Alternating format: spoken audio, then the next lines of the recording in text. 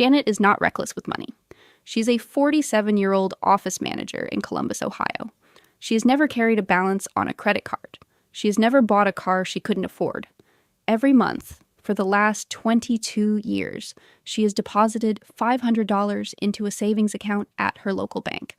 The same bank her parents used, the same account type her father recommended when she got her first real job at 25. The account earns a modest interest rate. It is FDIC insured.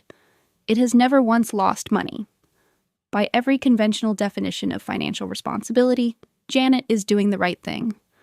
Her savings account balance today is just under $150,000. She's proud of it. She should be. That kind of discipline is genuinely rare. But here's the part Janet doesn't know. If she had invested that same $500 a month into a basic index fund, nothing exotic, nothing complicated, just the S&P 500, her balance today would be somewhere north of $480,000. She doesn't have $480,000. She has $150,000. The gap between those two numbers, $330,000 give or take, is not the result of bad luck, bad timing, or bad decisions.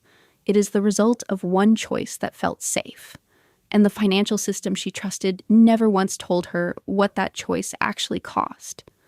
My name is Susan, and I spend too much time thinking about the gap between what people are told about money and what the math actually says. If you're someone who has always thought of saving as the responsible move and investing as something for people with more money or more risk tolerance than you, hit subscribe and give this video a thumbs up if what you're about to see changes that. Because most people think saving money is the safe choice. The math says something completely different. Here's the thesis of this video. Stated plainly, saving is not the conservative option. Over any time horizon longer than 5 years, keeping your money in a savings account is the structurally riskier choice. Not riskier in the way that feels risky. No volatility, no red days, no anxiety. Riskier in the way that quietly, invisibly, compounds against you until it's too late to fix. Let's run the numbers. Think about it this way. Imagine two identical pipes carrying water from the same source to the same destination. One pipe is made of copper, solid, reliable, doesn't corrode.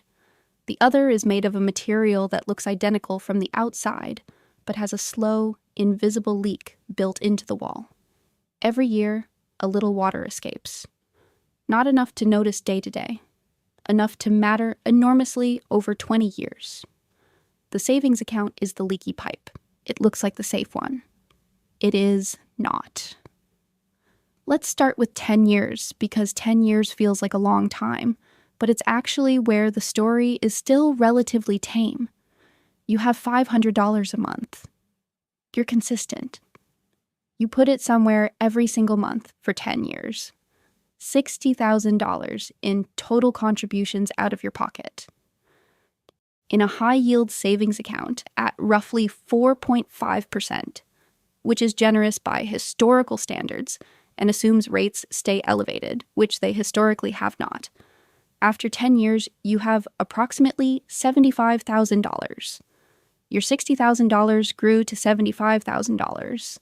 That's $15,000 in interest. Not bad.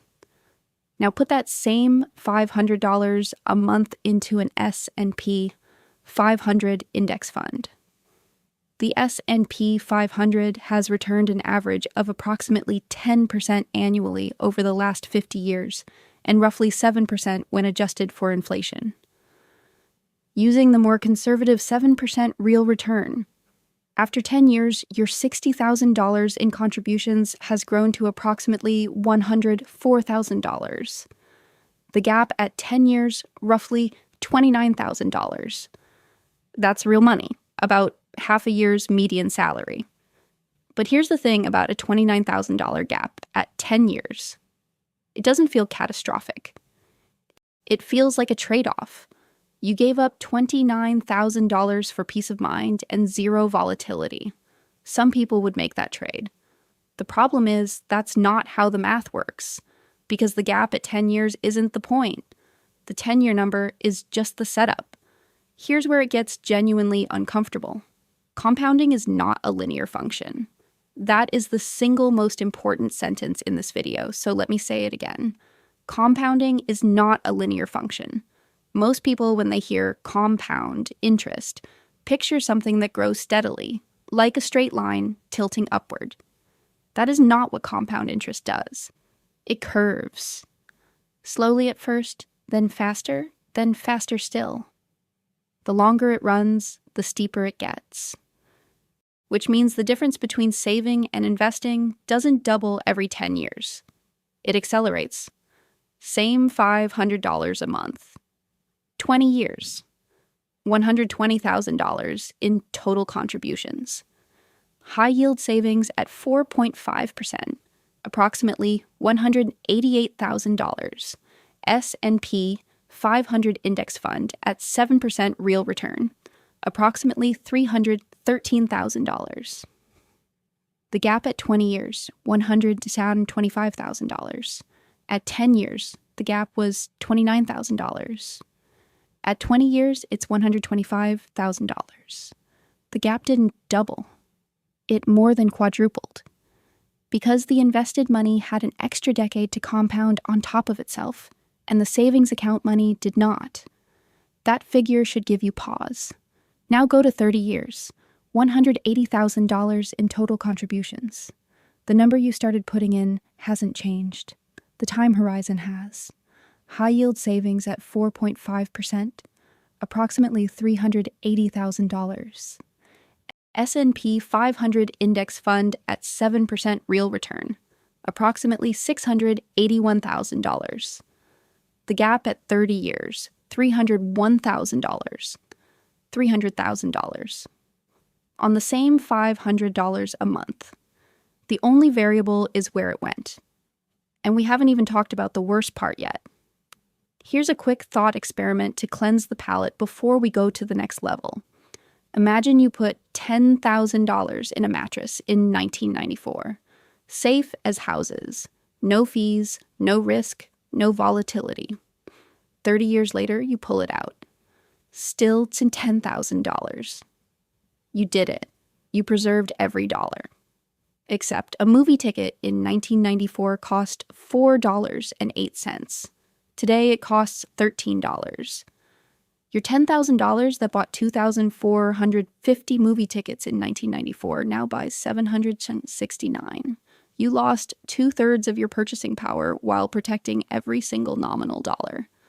The mattress didn't steal from you, inflation did, and a savings account, even a good one, it barely keeps up. Now here is the layer that turns a math problem into a structural problem.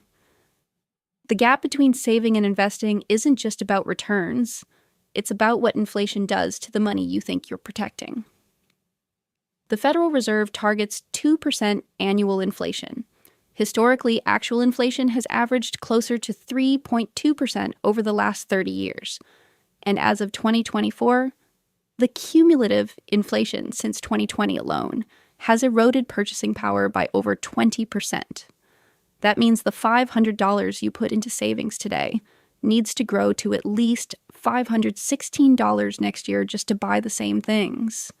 At 3.2% inflation, your money needs to grow by 3.2% per year just to stay even. A traditional savings account at a big bank, Chase, Bank of America, Wells Fargo, currently pays between 0.01% and 0.5% interest. Not a typo. The biggest banks in the country are paying you less than 1%, while inflation runs at 3%. Every year you keep money in a standard savings account at a major bank, you are losing purchasing power. Guaranteed. Not as a risk, as a mathematical certainty. High-yield savings accounts do better. 4% to 5% in the current rate environment. But rate environments change. The Fed funds rate averaged 1.7% over the decade, between 2010 and 2020. A savings account in that window was earning 0.5% against 2% inflation. The safe money was being quietly taxed by inflation every single year, and the account balance going up felt like safety because the nominal number never went down. Think about who benefits when you keep your money in a checking or savings account instead of investing it. The bank takes your deposits, lends them out at 7%, 8%, 9%, mortgage rates, auto loans, credit cards at 22%, and pays you 0.5% for the privilege of using your money. The spread between what they pay you and what they charge borrowers is their entire business model. They are not your partner in building wealth. They are a business that profits from the gap between your rate and theirs. That is not a conspiracy. It is a published business model, and you opted into it every time you chose the savings account. So let's go back to Janet. She saved $500 a month for 22 years. Her balance is $150,000. That number is real. It exists. It's hers. It doesn't fluctuate. She feels secure. But $150,000 in 2024 buys what $98,000 bought in 2002, accounting for cumulative inflation. Her nominal balance grew. Her purchasing power grew more slowly. And meanwhile, the invested version of her $500 a month would have produced $480,000, 3 times what she has, on the same contributions, with the same discipline. The gap isn't because Janet did something wrong. The gap exists because the conventional wisdom she followed, save consistently, keep it safe, don't take risks, was describing the right behavior and the wrong vehicle at the same time. Saving consistently, correct. Keeping it in a savings account for 22 years. That's where the math breaks down. Here's the verdict, and it is the one most people don't expect. Saving is not the safe option. Investing is not the risky option. Those labels are backwards, and they've been backwards for anyone with a time horizon longer than 5 years, for as long as index funds have existed. The actual risk calculus looks like this. A savings account carries near zero short-term volatility and near certain long-term purchasing power erosion. An index fund carries meaningful short-term volatility and a historically strong probability of real wealth growth over any 10-year-plus window. In the last 100 years, the S&P 500 has never produced a negative return over any rolling 20-year period.